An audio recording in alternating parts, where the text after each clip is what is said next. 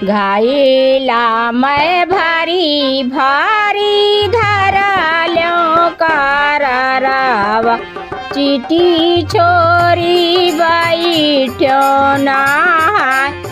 घायला मैं भारी भारी धराल्यों काररावा चीटी पहिरी बैठ्यो नहाय।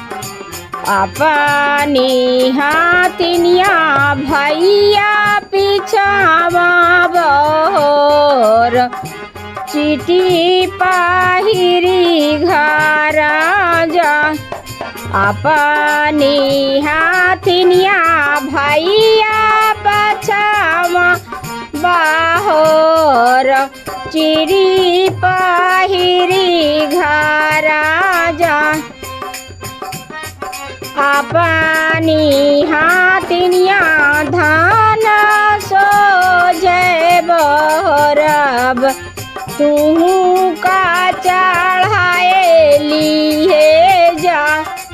अपनी हाथिनिया धान सोझ बहरब तू का बैठाए लिए जा।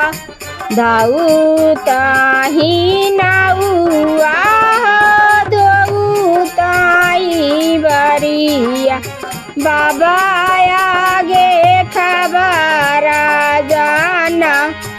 काऊ करी है नाऊ आह काऊ करी है बरिया काऊ करी है बाबा तोहार। काऊ करी है नाऊ आह काऊ करी है बरिया काऊ करी है बाबा तोहार। जे कारी हायु तू ही बारी बियाहिया तेई बैठाए ली है जा।